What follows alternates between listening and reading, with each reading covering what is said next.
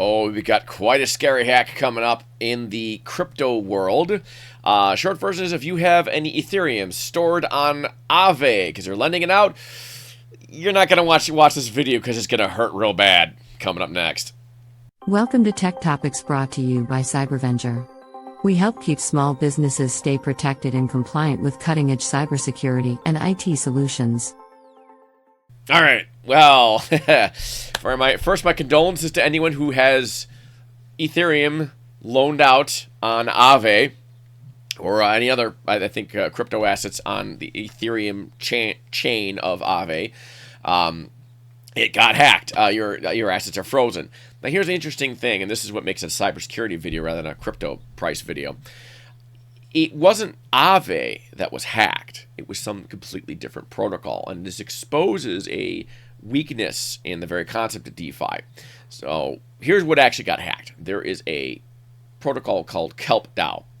I won't go into too much detail because this is not a crypto video. We don't care so much. But basically, they took a Ethereum token and they would stake it and then give back a token representing the staked ETH. So they kept the rewards there, but you'd still have a token in your ownership that you could trade around or whatever, borrow against, whatever. It's decentralized finance, DeFi, right? It's all the stuff you have in the real finance world, traditional finance world, but executing on computers.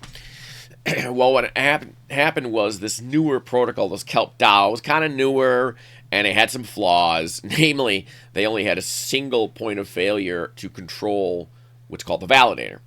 Validator determined whether or not the ETH really was there or not and reported back to all the other smart contracts out there. Smart contract is just a piece of code. It only knows what it's told. So even if the smart contract is written well and has no security vulnerabilities in it, where it's getting its information from can be a weak spot. Data can be corrupted and used to hack a perfectly good piece of code. This is kind of an example of that. So that's what happened. They found a way effectively to hack the data by saying that, hey, there's a ton of wrapped rsETH, I think is what the token was, and they moved it into Aave. Aave is a lending platform. What you do is you put your crypto into their blockchain, into their smart contract that's in charge of it, makes all the rules. Smart contract works just fine, except for this flaw. And then once you have the collateral, you can borrow against it. And let's say you've got $100 worth of Bitcoin and you want to go spend 50, but you don't want to sell your Bitcoin because you think it's going to go up in price soon.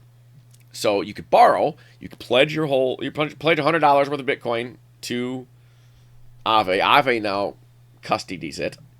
There's a problem. It's not self-custody. They kind of own it. But you do get back a token, and you own you own control via the blockchain, and no third-party intermediaries can seize it or anything like that. So that part's good, and that part works. And then you take this money, your $50, and you do what you want with it. You spend it. And that money is provided by other Aave users who deposit and make money. So you can be on either side of that loan and borrow side. You can loan money to people. You can take, say, a bunch of USDC coins. You can put it on the platform, and then you can loan it out to folks, and they get paid interest. So what happened is, this is what really broke things loose, and what is really scary from a cybersecurity standpoint is you can show island hopping. That's kind of the concept we're showing here. One hack can cascade down the chain of a massive ecosystem. So KelpDAO was the only thing that was actually hacked. They did is they took, rather than selling their tokens and crashing the price because they wouldn't get as much value, they took something like $200 million, over $200 million. I don't know, it's 230, 250, whatever, but over $200 million. That's a lot of money. You try to sell that, what's going to happen is the price of that thing is going to collapse because there's not enough buyers. And they wouldn't get 200 million, they might get 100 million, they might get 80, might get 50 million. You know, the hackers obviously want more, right?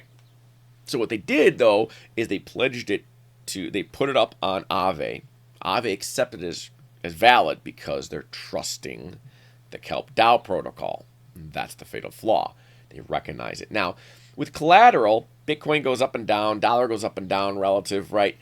You can't borrow 100% of what you own. There's a gap there, and that gap is the safety margin. So if let's say you borrow $50 from your $100 of Bitcoin, and Bitcoin falls in price. If Bitcoin gets down and now you're only worth 50, Actually, if it's only worth 60, they'll sell off $50 worth of Bitcoin to pay back the loan. So it's safe. So even if the money falls, you get money back. The problem is, because KelpDAO was hacked, it was entirely fake. So it wasn't that the value was declining rapidly. The value was never there in the first place. The value declined instantly. There was no ability to sell it. There was no market to absorb it. Therefore, as collateral, it didn't work. Now, there's all the problem with the fact I think that the value to loan was too small. It was like 93%. I don't know why they had that, but that was another. Now that might have been a flaw on Aave. It needs bigger, wiggle room. But even if they had 50% loan to value, it still would have failed. It would have lost 50% of their money. So once they got that money out, they got almost all their money. They can move it anywhere. It's free and clear and do anything they want with it. And now they just laundered the money. It's free and clear. It's out of the Kelp protocol. The people who own that protocol can't lock it out. There's nothing they can do with it.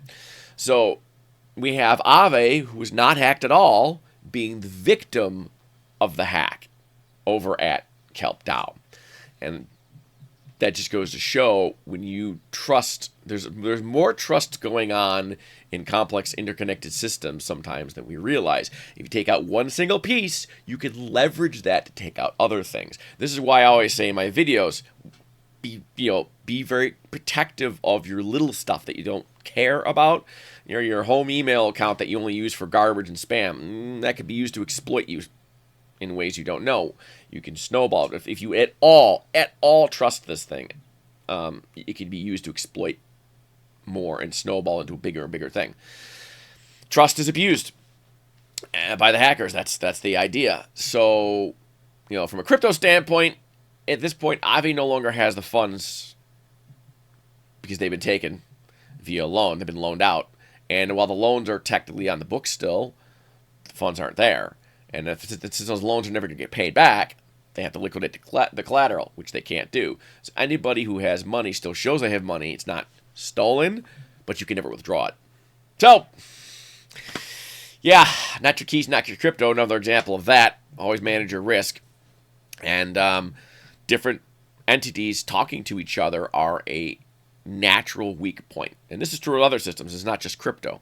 This really isn't a crypto problem so much. Well, it is kind of the way it works. But this is, not Ethereum was hacked, not Bitcoin was hacked, not even Aave was hacked, not even the smart contract was hacked, but rather the external piece of information validating the whole thing was hacked, and that's always a weak spot. Careful who you trust. All right, I hope that helped people understand what's going on. If you do have any money on Aave, just wait and see, man. There's nothing you could do really on your end. Try to withdraw it whenever you get a chance. But you can't probably for a long time. And by the time you do, okay, we're back up and running anyway. So, thanks for watching, and we'll see you all in the next video. Thanks for watching. We hope this video has provided valuable information to you. Be sure to share this video with other small business owners to spread the word about the importance of cybersecurity. As always, don't forget to like and subscribe for more videos like this. If you want more information about cybersecurity, visit us at www.cyberventure.com.